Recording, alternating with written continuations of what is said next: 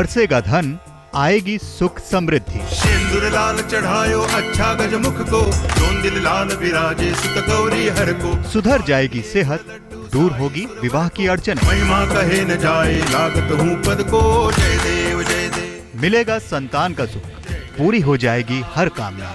दाता धन्य तुम्हारो दर्शन मेरा मन रमता। करनी होगी खास रंग के विनायक की आराधना। 8 रंगों में बरसेगी गणपति की कृपा। हर दुख हर लेंगे विघ्नहर्ता।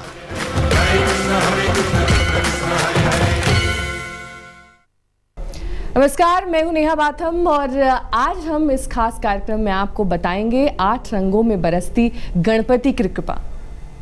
जी हाँ, आज हम अपनी इस खास पेशकश में आपके लिए लेकर आए हैं पूजा की वो विधि विधान जो आप खास रंग के गणपति की पूजा आराधना कर उनसे पा सकते हैं। किसी विशेष इच्छा के पूरे होने का वरदान भी मांग सकते हैं। यूँ तो गणपति दूर्वा मोदक के चढ़ावे से हो जाते हैं प्रसन्न, लेकिन आज हम आपको बताएंगे कि कैसे गणपति के कुछ विशेष रंग आपके जीवन में भरे जा सकते हैं। खुशियां और इस बारे में पूरी जानकारी देने के लिए हमारे साथ मौजूद हैं महायोगी सत्येंद्र नाथ जी। सत्येंद्र नाथ जी, आपका बहुत बहुत स्वागत है हमारे खास कार्यक्रम में। तो चलिए सबसे पहले सत्येंद्र नाथ जी से ये जान लेते हैं, गणपति के अगर नील वर्ण की बात करें तो अपने इस रूप में वो जातक की कौन सी मनोकामनाएं पूर्ण कर सकते हैं, तो बताइए। जी, गणपति के वैसे तो बहुत सारे स्वरूप हैं, लेकिन जो विशेष तौर पर गणपति अलग अलग वर्णों में रहते हैं, उन वर्णों में से एक प्रमुख वर्ण है नील वर्ण।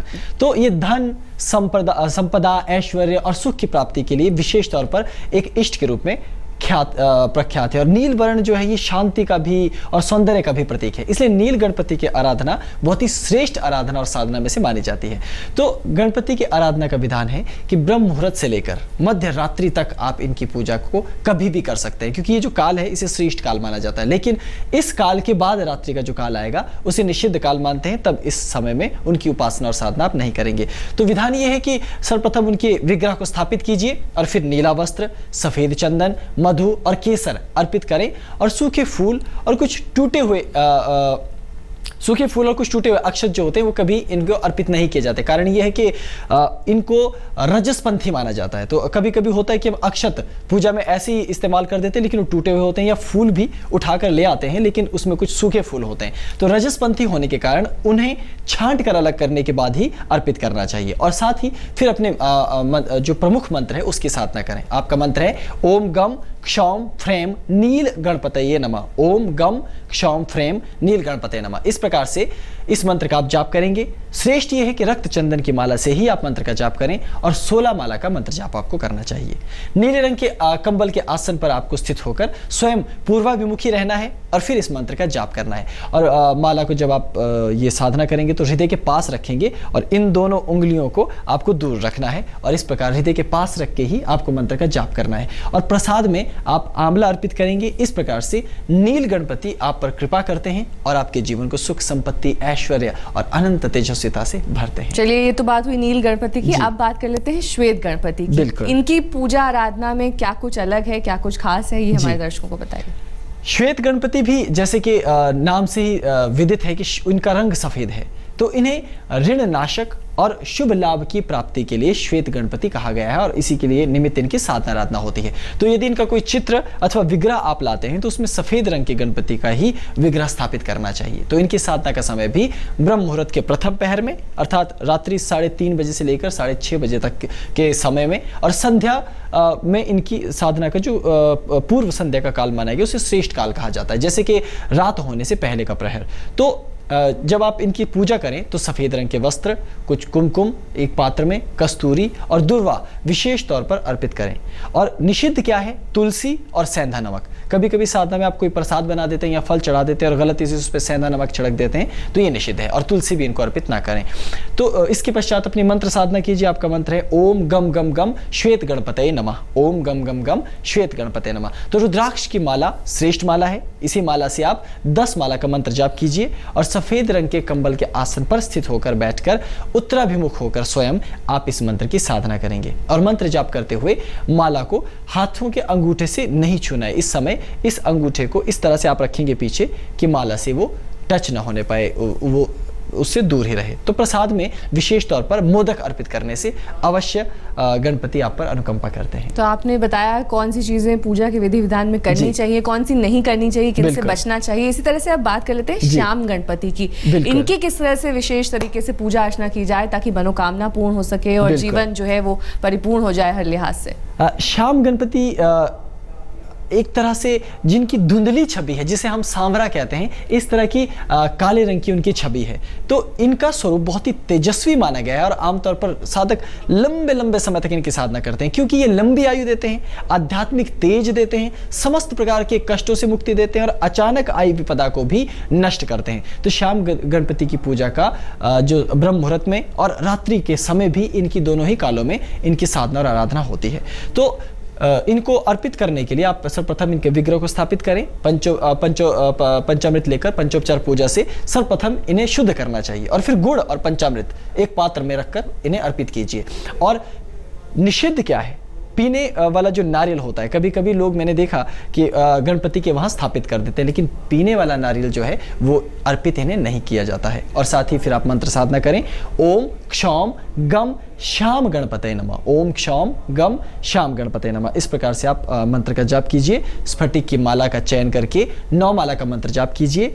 काले रंग के कंबल के आसन पर स्थित होकर बैठ जाएं और फिर उत्तराभिमुख अपना मुख आपको रखना है और क्रमशः मंत्र जाप अपना संपन्न कीजिए। और जब साधना संपन्न हो जाए तो आपको फिर बर्फी का प्रसाद देना है, लेकिन इस बात का ध्यान रखिए कि माला को गौमुखी से ढक कर रखना इस मंत्र की साधना के लिए अति अनिवार्य है। चलिए अब अगले गणपति जी की बात कर लेते हैं, पीत गणपति। ये किस तरह के गणपति हैं, इनके बारे में क्या खास है, और जो लोग इनके बारे में नहीं जानते उनको ये बताइए कि इनकी पूजा अर्चना में क्या खास है। पीत गणपति वैसे तो पीले रंग के पुष्पों से और हल्दी से इनका विग्रह बनता है। जैसे कि सफेद गणपति को श्वेतार्क से बनाया जाता है, सफेद आग की लकड़ी से, तो इन्हें पीली हल्दी से बनाया जाता है। तो इनकी साधना से समस्त प्रकार के शत्रुओं से रक्षा होती है, समस्त संकटों से पार पाने का रास्ता मिलता है। और पीत गणपति की साधना आराधना आपको हर प्रकार की ललित कलाओं में, गीत संगीत नृत्य साधना इत्यादि में भी बहुत अधिक लाभ देती है। तो इनकी साधना का शुभ समय है ब्रह्म मुहूर्त, और संध्या में भी इनकी पूजा को श्रेष्ठ कहा जाता है, अर्थात प्रातः संध्या और सायं संध्या। तो इन दोनों कालों में आप साधना कर सकते हैं। पीले रंग का वस्त्र अर्पित कीजिए, मधु और पंचमेवा अर्पित कीजिए, लेकिन पुराने और खराब मदार के पुष्प इनको अर्पित नहीं करना चाहिए। और इनका मंत्र है ओम रम पीत गणपतये नमः, ओम रम पीत गणपतये नमः। इसी मंत्र का आप जाप करेंगे तो रक्त चंदन की माला लेकर 14 माला का आपको मंत्र जाप करना है। पीले रंग के कंबल के आसन पर स्थित होकर पश्चिमाभिमुखी होकर बैठ जाएं और अपनी मंत्र साधना को संपन्न करें। मंत्र जाप करते हुए आप माला को कपड़े से ढक कर रखें अथवा गौमुखी में ही रखें। और जब साधना संपन्न हो जाए तो फलों के छोटे छोटे टुकड़े कर काट कर फलों का प्रसाद अपने इष्ट को अर्पित करके अपनी प्रार्थना निवेदित करनी चाहिए। चलिए ये तो बात हो गई विशेष तरह के गणपति की। अब हरित गणपति की बात कर लेते हैं।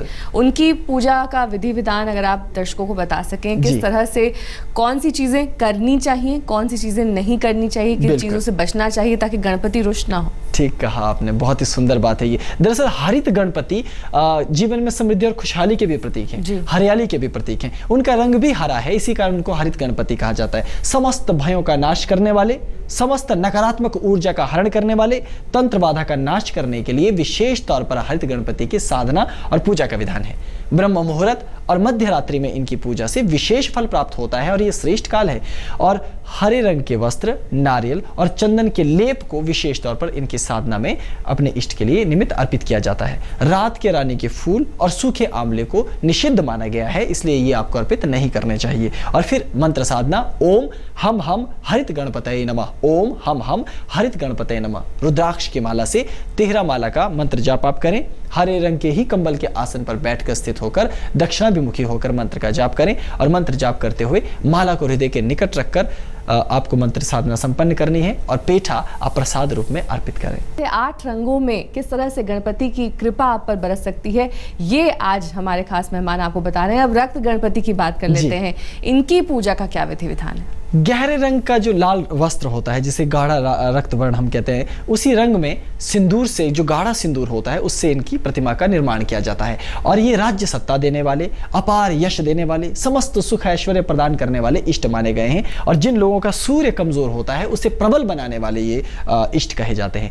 तो सुबह सूर्योदय के समय में इनकी पूजा का श्रेष्ठ काल माना जाता है, तो उसी समय इनकी साधना करनी चाहिए। लाल वस्त्र, मिष्ठान, लाल फूल और विशेष तौर पर अर्घ्य जिसमें कुमकुम मिला हुआ हो वो आपको अर्पित करना चाहिए। लेकिन निषिद्ध क्या है? भांग और पपीता कभी भी इनकी साधना में अर्पित नहीं करनी चाहिए, ये पूर्णतः वर्जित पदार्थ माने गए हैं। और इनका बीज मंत्र है ओम क्षौम, तो पूर्ण मंत्र है ओम क्षौम रम रक्त गणपतये नमः, ओम क्षौम रम रक्त गणपतये नमः। तो मूंगे की माला का आप चयन कीजिए, 16 माला का मंत्र जाप मूंगे की माला से कीजिए। लाल रंग के कंबल के आसन पर स्वयं उत्तराभिमुख होकर इस मंत्र का जाप आप करें और मंत्र जाप करते हुए माला को कपड़े से अथवा गौमुखी से ढककर रखें और प्रसाद में विशेष तौर पर आप खीर बनाकर अर्पित करें, जो कि आपकी तेजस्विता का प्रतीक है और गणपति आप पर अनुपम कृपा अवश्य बरसाएंगे। ये तो बात हुई रक्त गणपति की, अब बात करते हैं धूम्र गणपति। बिल्कुल, धूम्र गणपति जैसे कि धुएं का रंग मिश्रित वर्ण होता है, थोड़ा काला हल्का काला, तो धूम्र गणपति को व्यापार में लाभ देने वाला और पदोन्नति देने वाला माना गया है। और ये कहा जाता है कि इनका आसन भी धूम्र के ऊपर ही है, धुएं के ऊपर ये विराजमान होने वाले इष्ट के रूप में इनकी साधना की जाती है। पदोन्नति देने वाले, रोजगार देने वाले, विशेष तौर पर अनेकों प्रकार की सिद्धियां देने वाले भी ये कहे गए। तो ब्रह्म मुहूर्त और संध्या इनकी पूजा साधना का श्रेष्ठ काल है। तो धूम्र रंग का ही वस्त्र, पान और लाल पुष्प, केसर और इत्र इनको विशेष तौर पर अर्पित करना चाहिए। लेकिन अप्राकृतिक तरीके से जो फल पकाए जाते हैं आजकल, इन्हें वर्जित पदार्थ माना गया है, तो ऐसे फल नहीं चढ़ाने चाहिए। भले ही आप कच्चे फल लाकर चढ़ा दें, वो स्वीकार्य साधना में माने गए हैं। तो मंत्र है ओम क्षौम गम धूम्र गणपतये नमः, ओम क्षौम गम धूम्र गणपतये नमः। इसी मंत्र का आपको जाप करना है। तो स्फटिक की माला से 9 माला का आपको मंत्र जाप संपन्न करना है। धूम्र रंग के ही कंबल के आसन पर आप बैठें, पूर्वाभिमुख होकर मंत्र का जाप करें और मंत्र जाप करते हुए माला को कनिष्ठिका, सबसे छोटी वाली उंगली से आपको बचा कर रखना है, कनिष्ठिका से ना छुएं और जब साधना पूर्ण हो तो मेवों का ही प्रसाद अर्पित करें और सबको बांटें। अब 8वें तरह के जो गणपति हैं वो है सिंदूरी गणपति। इनकी क्या खासियत है, इनकी पूजा की क्या विशेषता है? जो हल्का सिंदूर होता है, जिसको हम हनुमानी सिंदूर भी कहते हैं या गणपति सिंदूर भी कहते हैं, जो उसी सिंदूर से मिलकर के, जो भगवा सा रंग होता है उसी से मिलकर इनकी प्रतिमा का निर्माण किया जाता है। तो सिंदूरी गणपति को विद्या, कला, सौंदर्य, आकर्षण, सम्मोहन और प्रेम इत्यादि देने वाला एक विशेष प्रमुख इष्ट माना गया है। तो इनकी साधना का समय ब्रह्म मुहूर्त है और संध्या में भी इनकी पूजा करने का श्रेष्ठ काल माना गया है। तो दोनों ही कालों में आप इनकी साधना कर सकते हैं।